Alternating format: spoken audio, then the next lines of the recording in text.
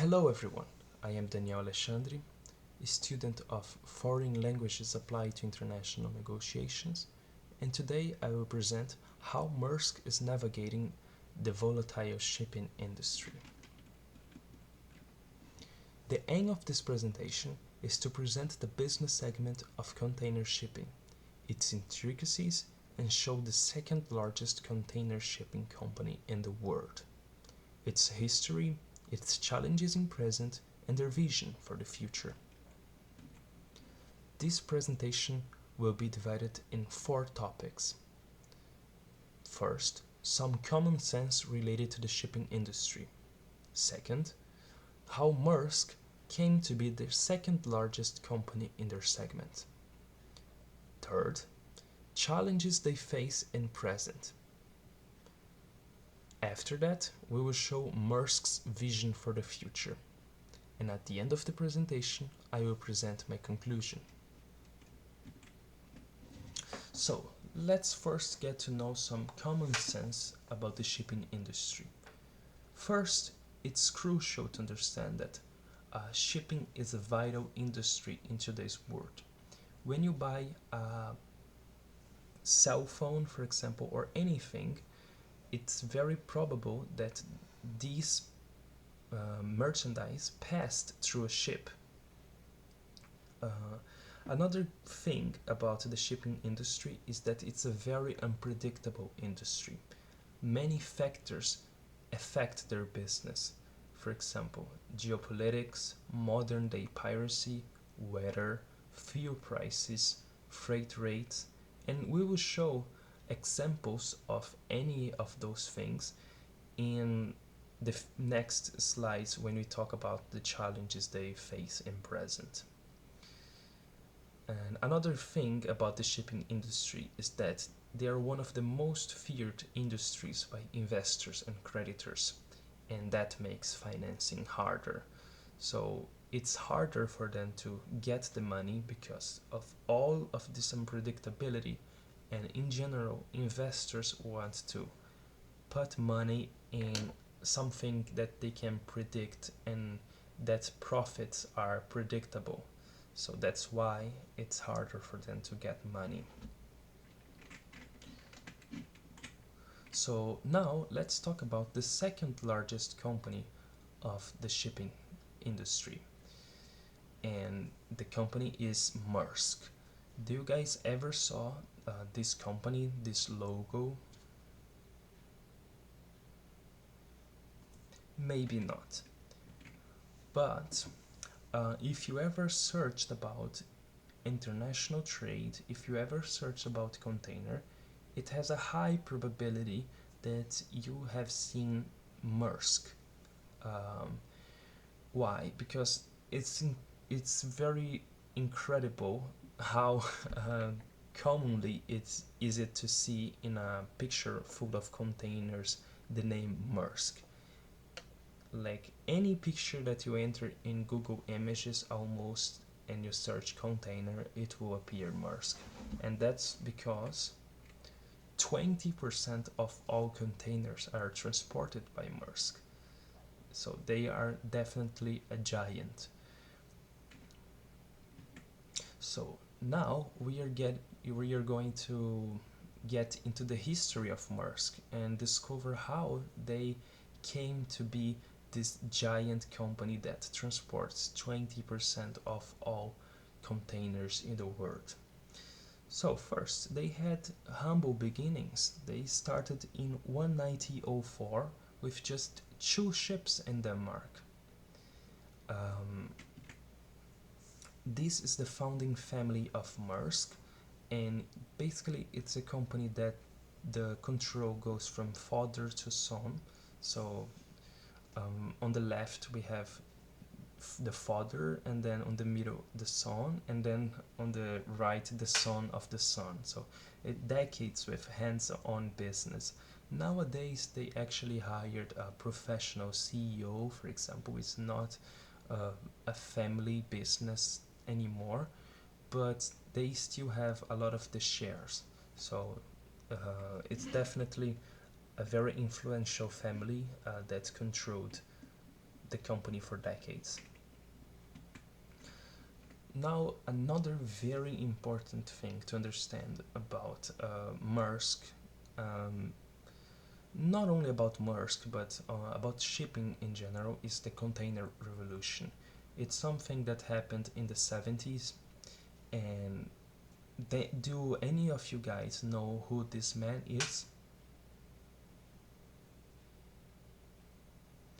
This man is Marshall McLean. He was a truck entrepreneur, and one day he was waiting for one of his trucks to be unloaded, and he got the idea, what about we don't need to wait for the truck to unload at all? Like, what about we create some boxes that the ship just get the boxes and bring with them? And that idea, a very simple idea but brilliant at the same time, because this is considered to be the biggest and the most important technology advancement of the shipping industry in the last century. It was the container, and the amount of productivity that the container provided to the shipping industry is just amazing. So just from this simple idea, this guy kind of changed the world, and he's yet very unknown. Like, you guys don't know him, but he really helped on to make the world how it is today. So now, after understanding the container revolution, after understanding that they had humble beginnings, I will show a video showing their modern times.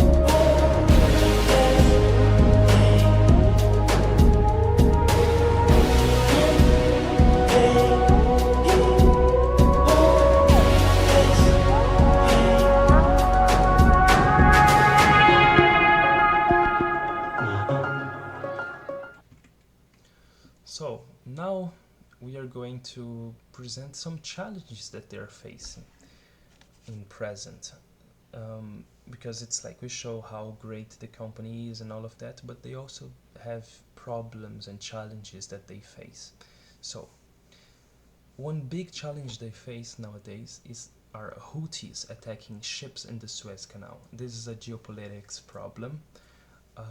Another problem is the possible resurgence of the Somali pirates, which is a problem of modern day piracy. Another problem, this one related to the weather, is a drought in the Panama Canal.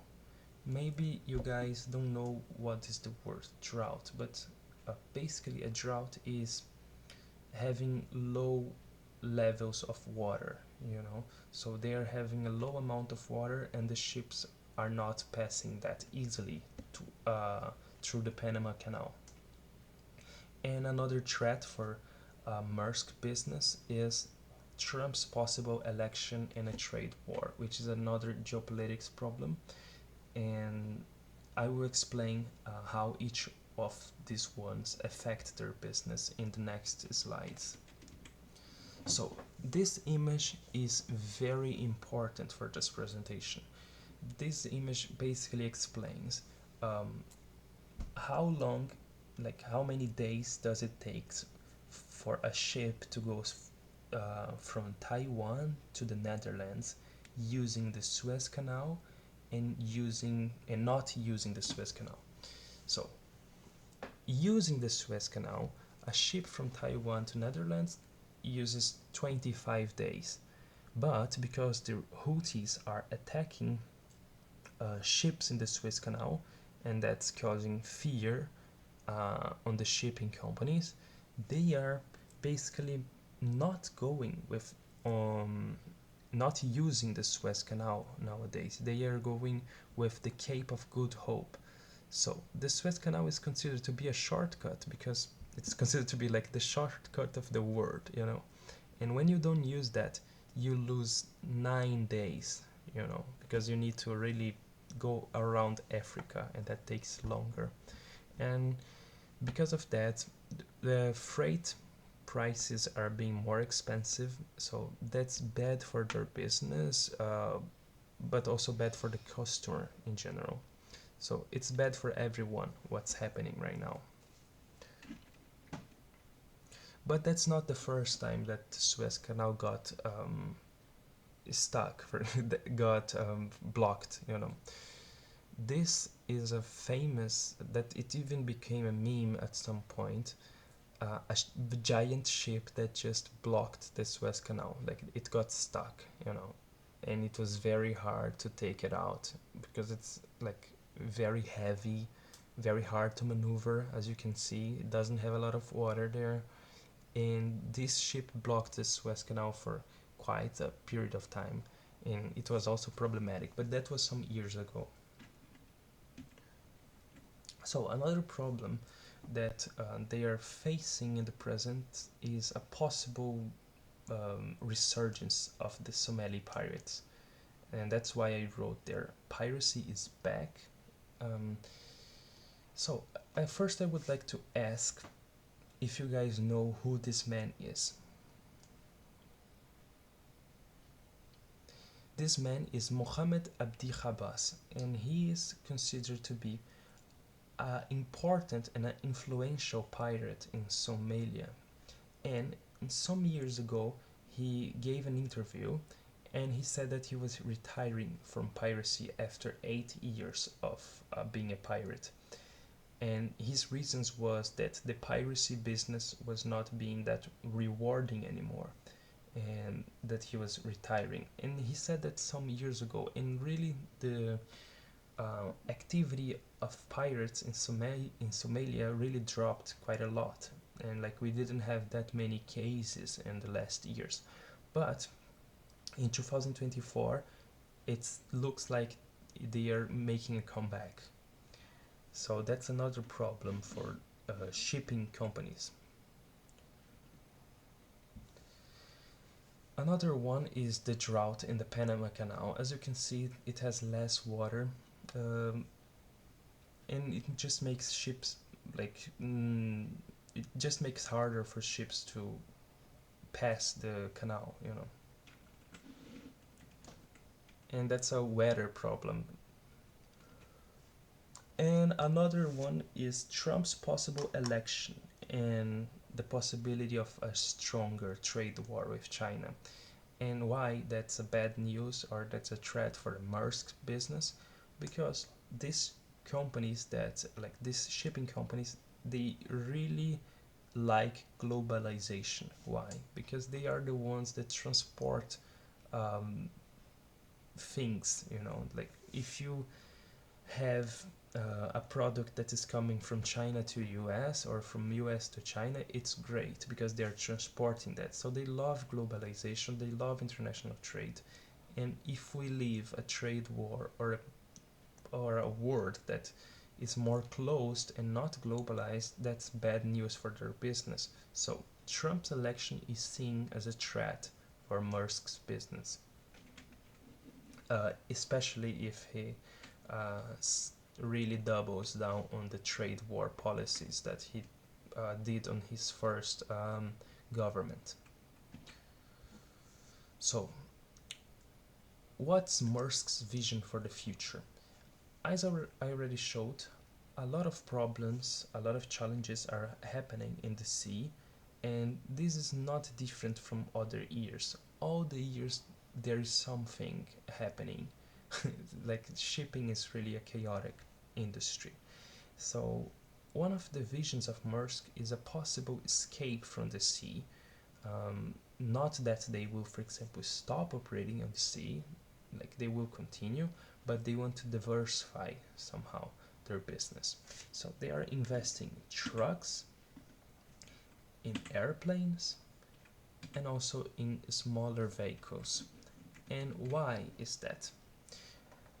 Because Maersk wants first to diversify. When they buy an airplane, they basically have more flexibility. Like, okay, the sea is too bad right now, I will transport via our airplane.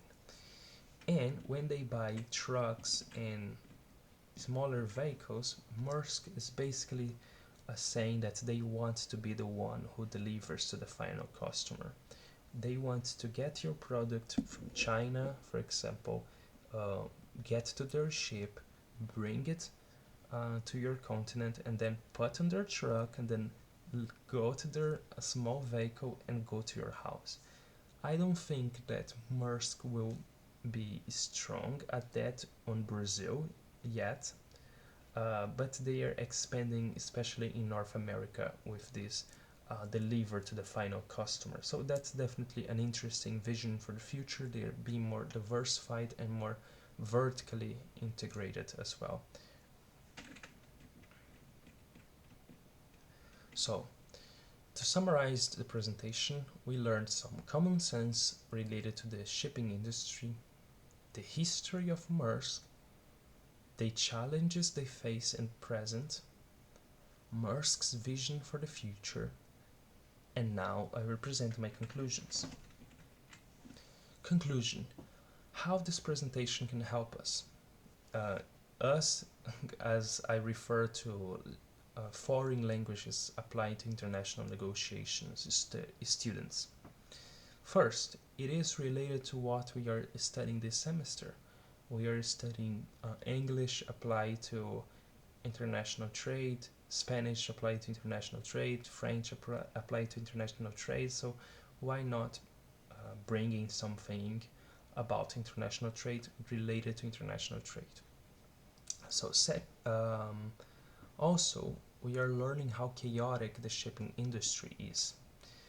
Uh, we see that's really not a predictable industry, it's very chaotic, and maybe it's from the interest of someone to one day work in this industry. I don't know, but you need to be prepared. Um, Getting to know Maersk, which is the second largest company, so it's very interesting to know a major player like that. Maybe one day you even apply for a job at Maersk, I don't know. Understanding Maersk's vision for the future, very interesting to know how a major player in the industry is thinking, and we can observe the trends. Um, Maybe other companies do similar things, and you can really understand the trends when you study how these big companies are thinking about the future. Uh, and the shipping industry is one possible career path for Leonese students. So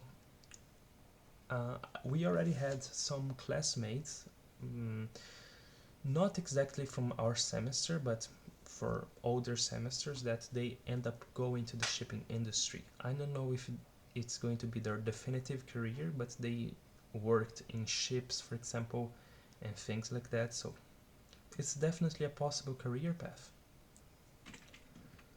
So those are my references. Those are also my references.